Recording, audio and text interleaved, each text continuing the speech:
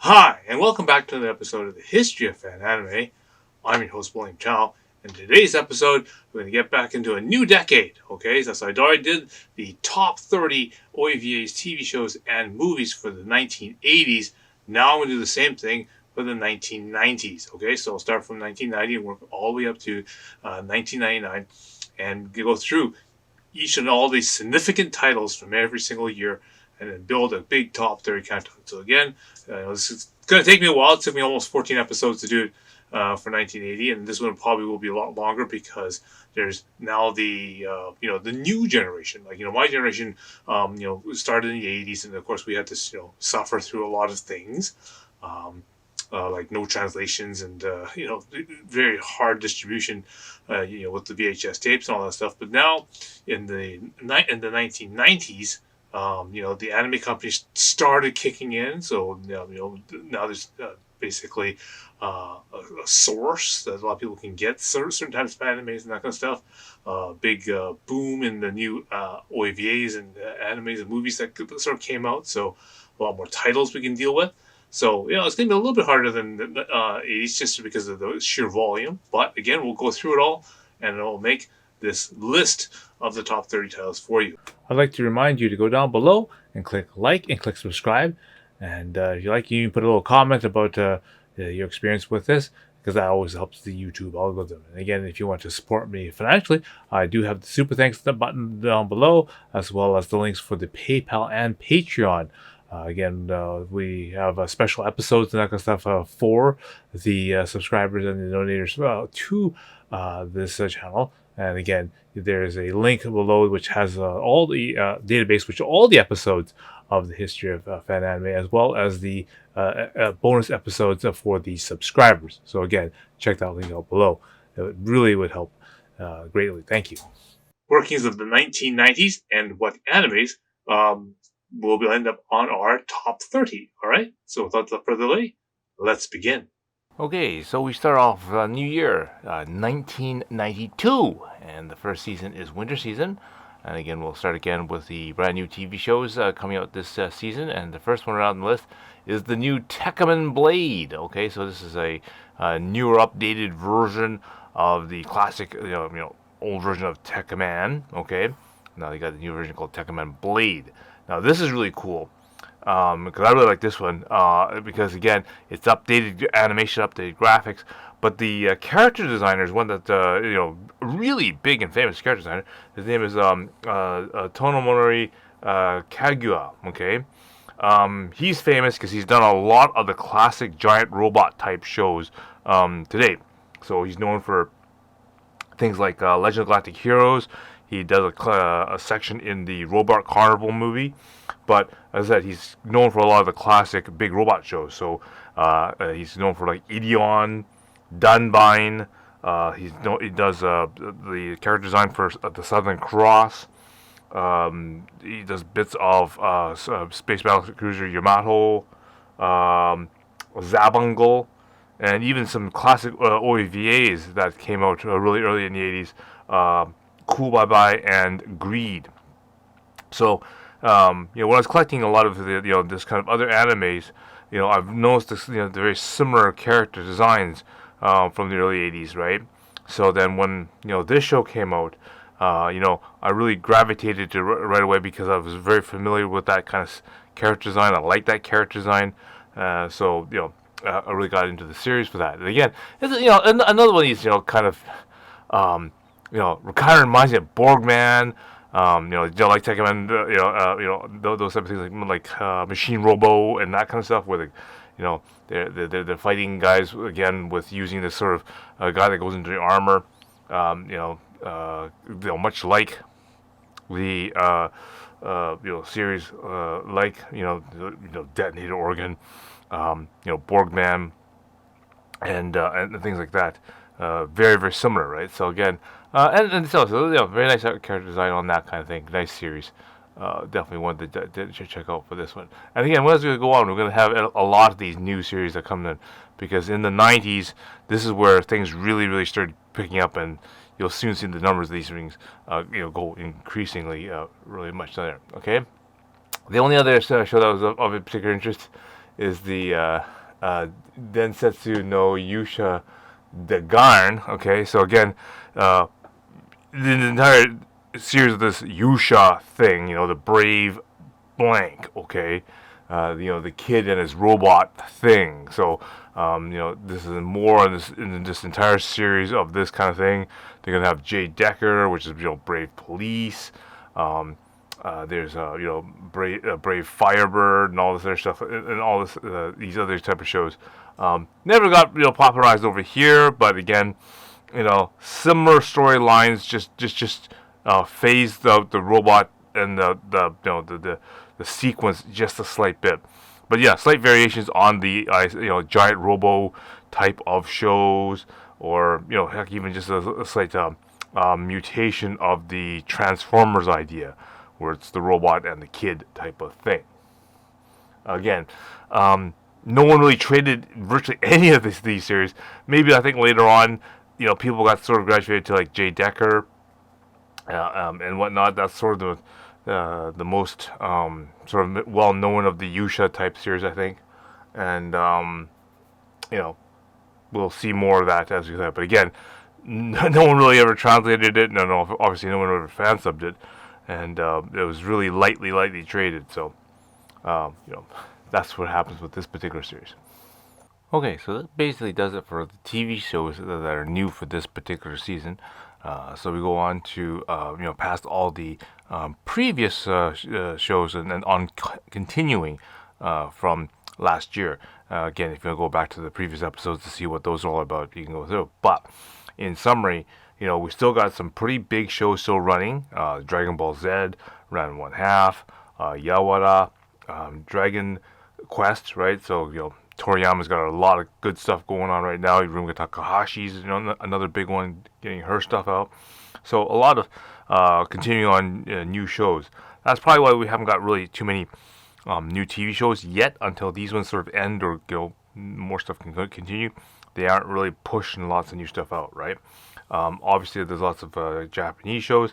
Chibi Mako-chan, Sazai-san, very, very popular in the Japanese side, not so popular over here, but that's one of them. And the other one is, of course, Yusha Firebird. So, the brave son Firebird type of thing.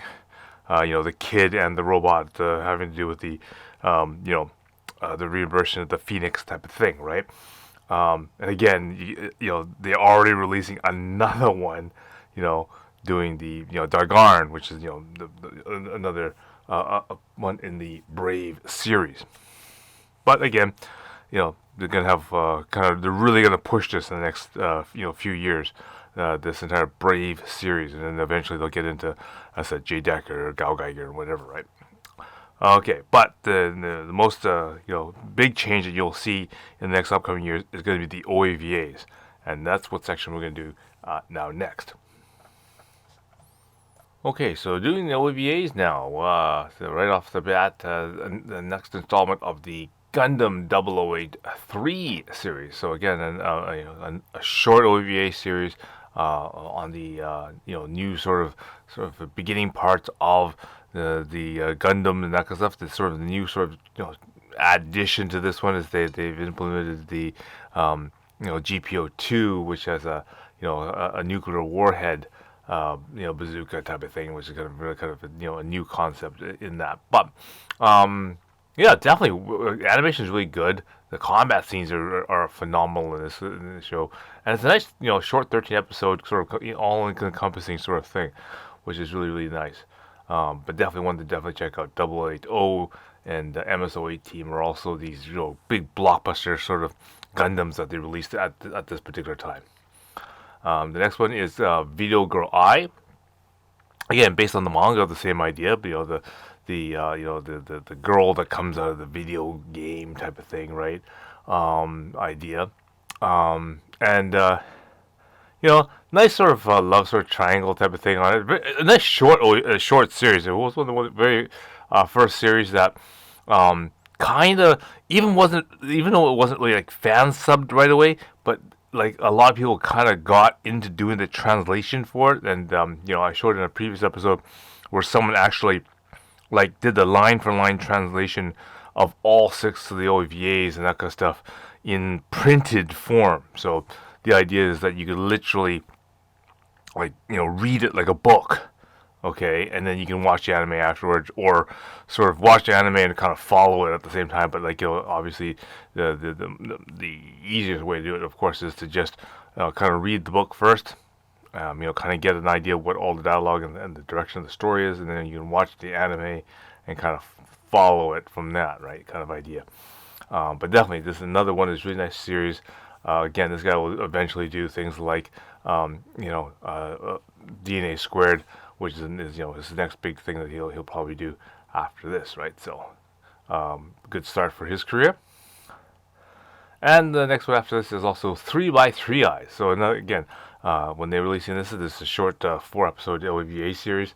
Um, Again, nice sort of supernatural type of powers and that kind of stuff. From this sort of kind of awakening thing. I guess you can say, in some ways it's like some people like to say it kind of resembles the Guyver series almost, except obviously it's now a female form. Nice about this is that the voice actress is again Pi is done by Megumi Hashimura, and again her career is just starting because she's going to start getting into a lot of these sort of very popular characters, things like Ranma, and she'll go on to do Lean Inverse and Ray from Evangelion and things like that. So again, the beginning of a very big career for her. Okay, so continuing down the list here, we have the Dragon Ball Z Atsumare Goku World. Now this is one of the step weird things. It's like one of those strange Japanese game show type things. I've shown it in my channel, various different weird clips of Japanese TV where they do these weird game show kind of things. So this is kind of like the same thing, but except it's for Dragon Ball. So it's like a Dragon Ball episode, but they'll stop and do like quizzes and trivia questions about the show. All again done with voice acting and that kind of stuff and clips from the show. And but they set out it's sort of a trivia game to the viewer type of thing. So it's a one shot thing. I think I've only ever really actually saw like maybe one, maybe two people actually had this on the list, and most people kind of avoided it. Just because they had it in some sort of obscure sort of location, not with all the other Dragon Ball things, unless they got a sorted list or something like that. So it was pretty much forgotten. And again, without any translations, a lot of people didn't know what the questions were anyway, so you couldn't tell that you're right or wrong or what the question was about. So again, this pretty much passed over everyone's head at the time it came out. Next one is, of course, Mad Bull 34. So again, they've already started releasing this short series.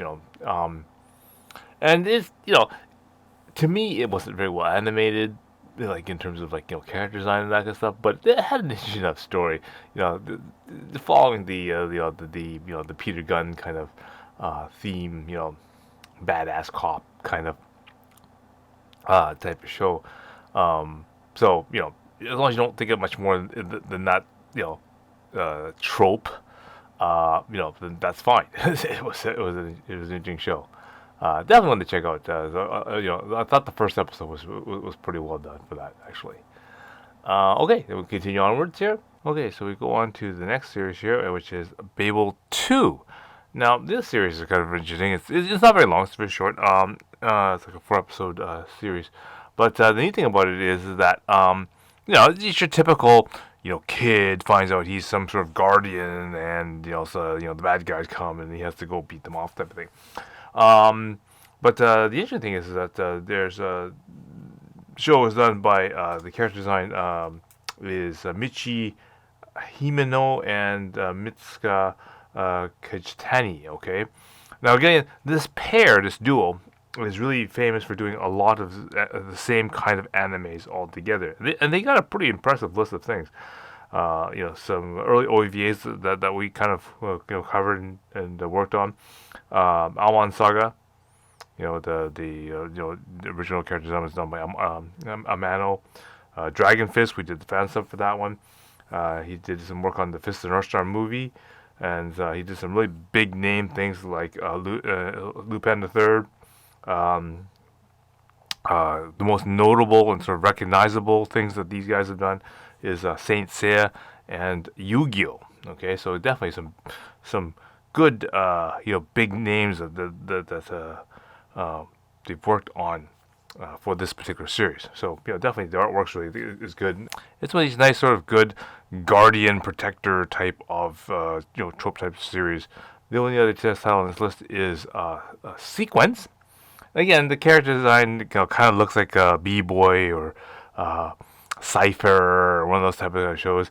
Half an hour, really quick sort of, deja vu goes into the future sort of thing. That kind of thing. Very short and no time for character development, that kind of stuff. So this is almost one of these throwaway episodes, animes. That's loosely based on the anime.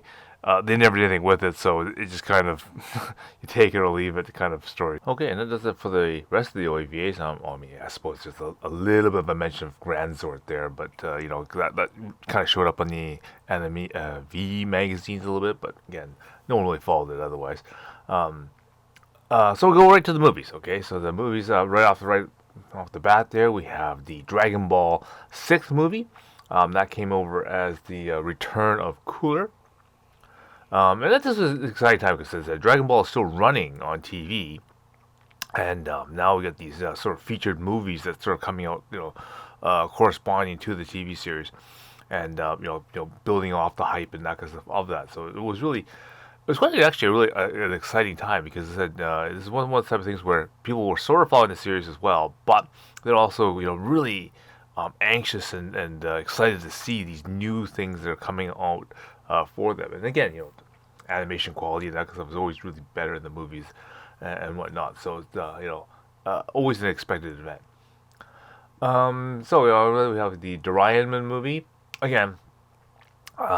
Because of the translation, with the lack of translation, it's not that people didn't know about what Doraemon was. They just, couldn't really watch it because they didn't know what was going on, and the plot lines and that kind of stuff are not really obvious. So that's why this failed, distribution here in the West per se, just because of the fact that the translation was an issue.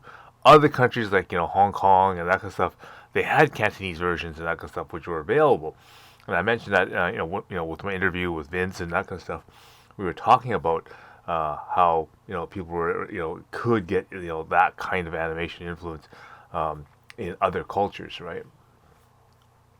So so in the West, Doraemon didn't go so well, and that probably applies to this next out too as well as Dragon Quest. Okay, very popular game, but again, without any sort of crossover until I guess until very very late in the time lineage, right? Because Dragon Quest didn't really come over during the Super Nintendo days until very very late. Whereas people who were playing the games and that kind of stuff, this is one of the top line RPGs that they had on the Super Nintendo console. For the longest time until Final Fantasy sort of came out, and even then, we only had the later Final Fantasies, right? So, and they didn't come out in order. So a lot of people had to struggle with not being able to play some of the earlier Final Fantasies, is because they just were not brought over at the time. But yeah, more of Toriyama's work. You can see that he was just taking over the movies and the TV markets right now, which is all his stuff. So again, a little bit of interest in this show, but again, without really translation and without really sort of the background to it, only the gamers sort of knew what this was, and so the distribution again and the translation was very very limited. Most of the people who played the video games and that kind of stuff just sort of played the video games and stayed just sort of with the video games and that kind of stuff, even with those sort of the kind of not really quite understanding the translations and stuff, but they still played it because they knew the system, kind of paying attention to the numbers and watching the the stats sort of level up. without actually really understanding the story of why you're leveling up and how the stats and how the story is progressing in the RPG. You're more, playing the character and improving the character to the best that you could, right, at that time. Okay, so continue on from the list here. The next thing on the list is Sangoshi. Okay, so that's you know Romance of the Three Kingdoms. It's based on the old Chinese dynasties and that kind of stuff. Um, and this is significant because this is one of the first movie releases. Well, in the beginning anyway, of some of the releases that Orion did, right? And Streamline Pictures, they jumped on the bandwagon on a lot of really early things. And one of the first videotapes that ever came out from those guys was The Great Conquest, or The Romance of the Three Kingdoms, in dub. And, a lot of people didn't like it per se, because it was rather kind of weird to have, some of the westernized, dialects and kind of intonations in a sort of traditional Chinese sort of piece. But what can you do, right? But this is significant because this came out in '92, obviously, being in '92, and they didn't get the U.S. release until '94. So this gives you sort of an indication of even if it's a blockbuster hit sort of thing like this, by the time you get the licensing thing and get all the translations done, this basically shows you that there is at least a 2-year gap, if you will, between what the producers and that kind of stuff can do and do all the production, the translations, and that kind of stuff. In this case, it's English dubbing to actually produce this product. And there's still this gap, especially on not so popular titles, is what the fan subbers really feasted on. Because then when we knew something came out, we would be able to jump on that, get it translated, and because the commercial companies were kind of going, humming and hawing whether or not this is worth it or not worth it or whatever, for those titles that were kind of on the fence, you had a really big gap. Like I said, at least multiple number of years.